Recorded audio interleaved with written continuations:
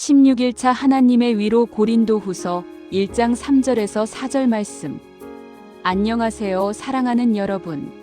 오늘은 16번째 큐티 시간입니다. 매일 하나님의 말씀과 함께 하시는 여러분을 진심으로 축복합니다. 오늘은 우리의 고난 가운데 함께 하시는 하나님, 우리를 위로하시는 하나님에 대해 묵상하겠습니다. 고린도후서 1장 3절에서 4절 말씀입니다. 고린도후서 1장 3절에서 4절 찬송하리로다. 그는 우리 주 예수 그리스도의 하나님이시요 자비의 아버지시요 모든 위로의 하나님이시며 우리의 모든 환난 중에서 우리를 위로하사 우리로 하여금 하나님께 받는 위로로서 모든 환난 중에 있는 자들을 능히 위로하게 하시는 이시로다. 이 말씀을 다시 한번 천천히 읽어보겠습니다. 자비의 아버지시요 모든 위로의 하나님이시며 바울은 하나님을 자비의 아버지라고 부릅니다. 자비는 헬라어로 오이티르몬인데 이것은 깊은 동정심, 애틋한 사랑을 의미합니다. 하나님은 우리의 고통에 무관심하지 않으십니다. 하나님은 우리가 아플 때 함께 아파하시고 우리가 슬플 때 함께 슬퍼하십니다. 하나님은 우리를 향한 깊은 동정심을 가지고 계십니다. 시편 103편 13절은 이렇게 말합니다.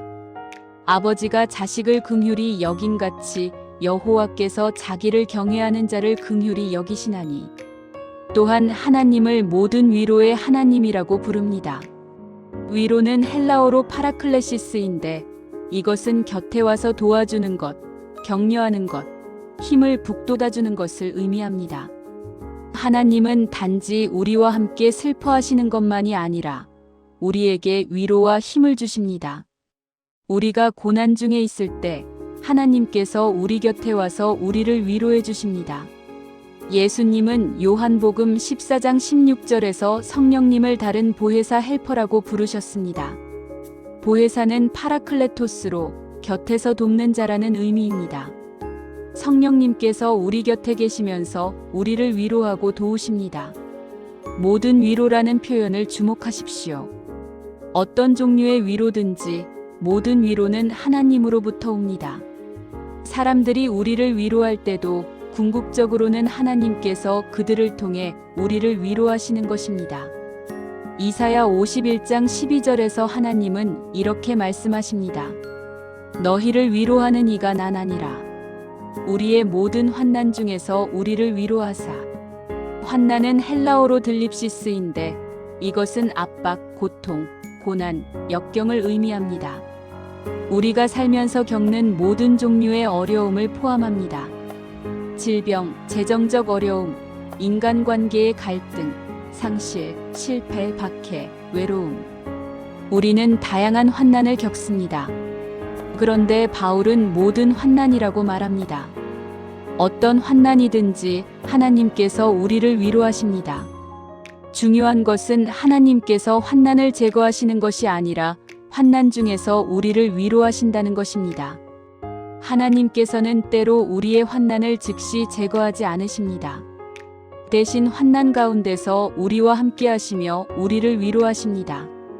사도 바울 자신이 많은 환난을 겪었습니다. 매맞음, 옥에 갇힘, 돌에 맞음, 파선, 굶주림. 그는 고린도후서 11장 23절에서 28절에 자신이 겪은 고난들을 나열합니다. 하나님께서 그의 환난을 제거해 주셨습니까? 아닙니다. 하지만 환난 가운데서 그를 위로하셨고 그에게 힘을 주셨습니다. 그래서 바울은 고린도후서 12장 10절에서 이렇게 말할 수 있었습니다. 그러므로 내가 그리스도를 위하여 약한 것들과 능욕과 궁핍과 박해와 곤고를 기뻐하노니 이는 내가 약한 그때의 강함이라. 시편 23편 4절은 이렇게 말합니다. 내가 사망의 음침한 골짜기로 다닐지라도 해를 두려워하지 않을 것은 주께서 나와 함께 하심이라. 주의 지팡이와 막대기가 나를 안위하시나이다. 하나님께서 우리를 골짜기에서 꺼내주신다고 하지 않았습니다. 대신 나와 함께 하신다고 하셨습니다. 하나님께서 함께 하시면 가장 어두운 골짜기도 두렵지 않습니다. 우리로 하여금 하나님께 받는 위로로서 모든 환난 중에 있는 자들을 능히 위로하게 하시는 이시로다. 이것이 중요한 진리입니다. 하나님께서 우리를 위로하시는 이유가 무엇입니까?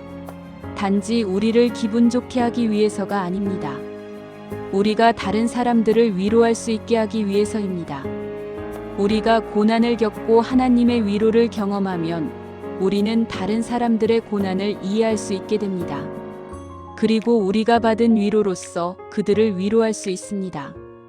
고난을 겪어보지 않은 사람은 고난 중에 있는 사람의 마음을 진정으로 이해하기 어렵습니다.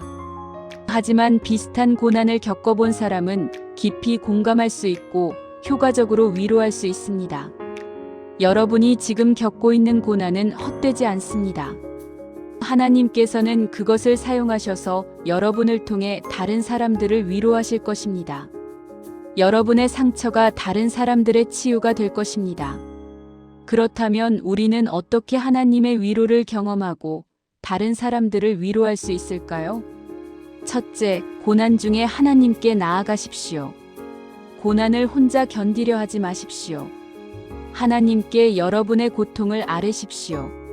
시편 62편 8절은 이렇게 말합니다. 백성들아 시시로 그를 의지하고 그의 앞에 마음을 토하라. 하나님은 우리의 피난처시로다.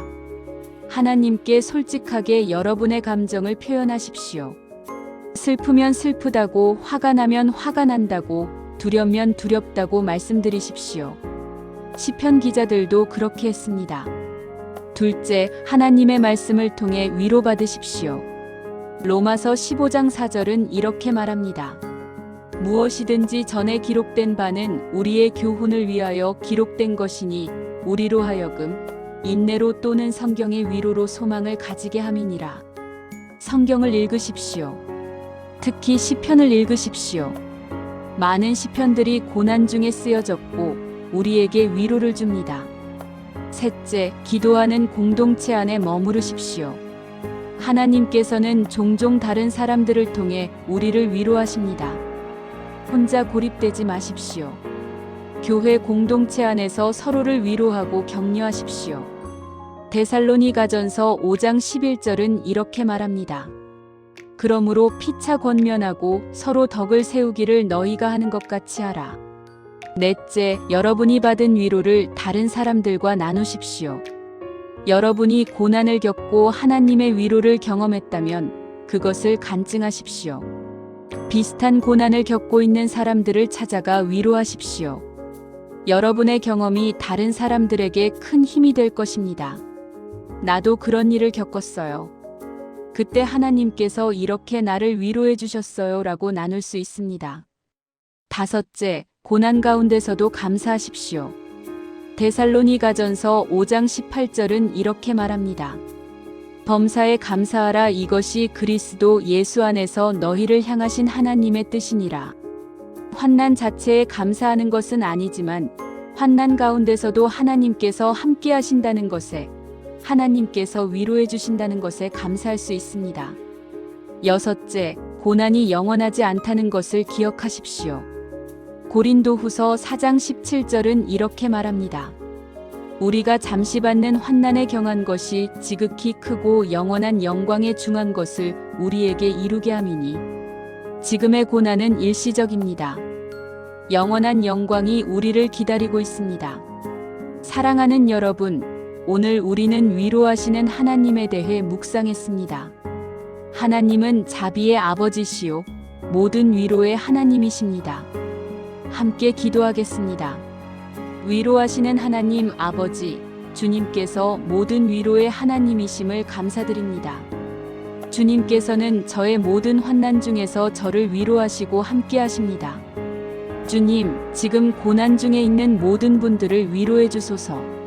슬픔 가운데 있는 분들에게 평안을, 아픔 가운데 있는 분들에게 치유를, 외로움 가운데 있는 분들에게 동행하심을 경험하게 하소서. 제가 받은 위로로서 다른 사람들을 위로하는 삶을 살게 하소서. 제 고난이 다른 사람들의 축복이 되게 하소서. 오늘 하루도 주님의 위로 가운데 살아가게 하소서. 예수님의 이름으로 기도합니다. 아멘. 내일도 은혜로운 말씀으로 만나겠습니다. 하나님의 위로가 여러분과 함께 하시길 축복합니다. 감사합니다.